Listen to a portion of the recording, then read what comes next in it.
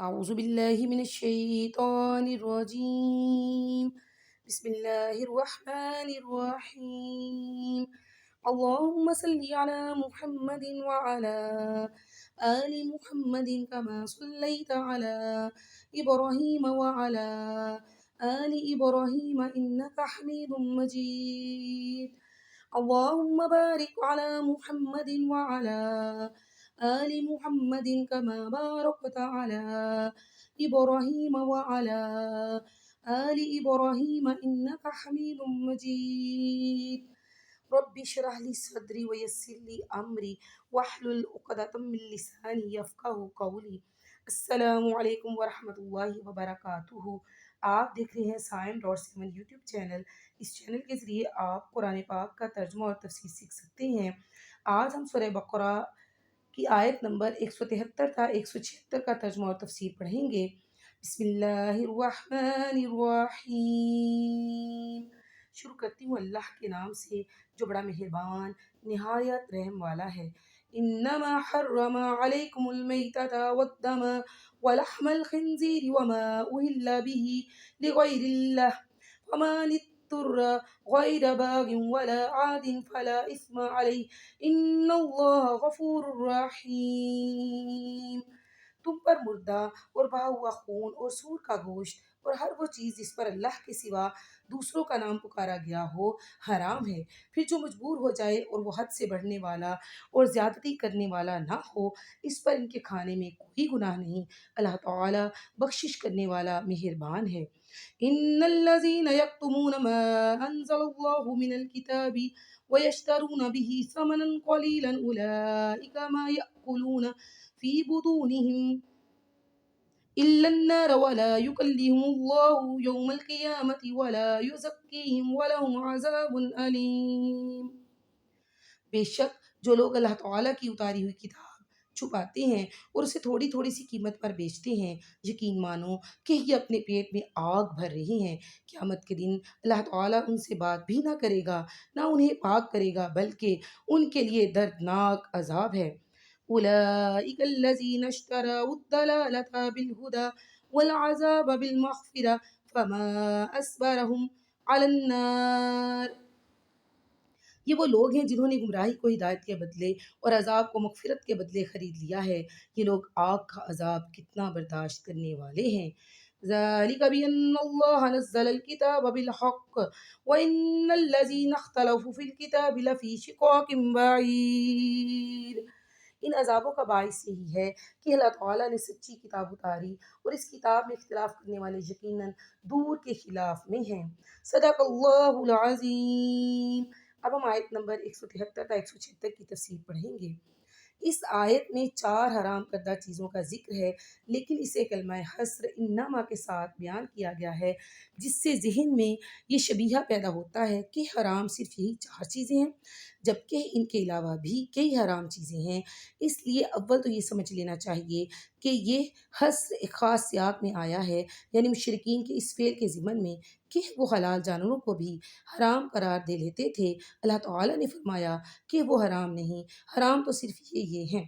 اس لیے یہ حصر اضافی ہے یعنی اس کے علاوہ بھی دیگر محرمات ہیں جو یہاں مذکور نہیں. دوسرے حدیث میں 2 اصول جانوروں کی حلت و حرمت کے لیے بیان کر دیے گئے ہیں.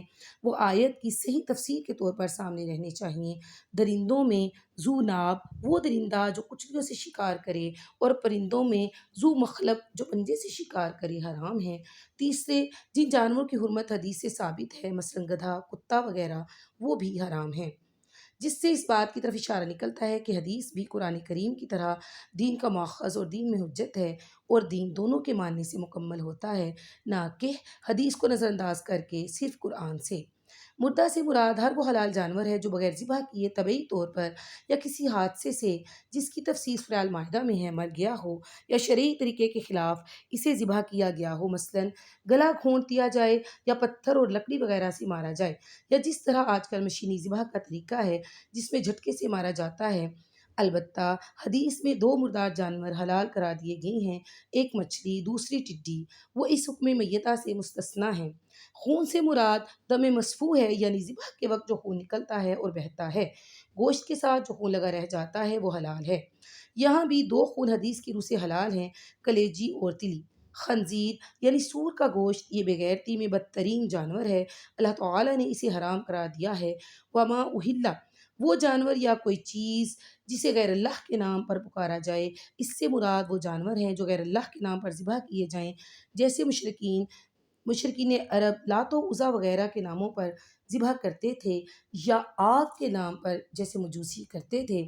اور اسی میں وہ جانور بھی آ جاتے ہیں جو جاہل مسلمان فوت شدہ بزرگوں کی عقیدت و محبت، ان کی خوشنودی و تقرب حاصل کرنے کے لیے، یا ان سے ڈرتے اور امید رکھتے ہوئے قبروں اور آستانوں پر ذبح کرتے ہیں، یا مجاورین کو بزرگوں کی نیاز کے نام پر دے آتے ہیں، جیسے بہت سے بزرگوں کی قبروں پر بورڈ لگے ہوئے ہیں، مثلاً داتا صاحب کی نیاز کے لیے بکرے یہاں جمع کرائے جائیں۔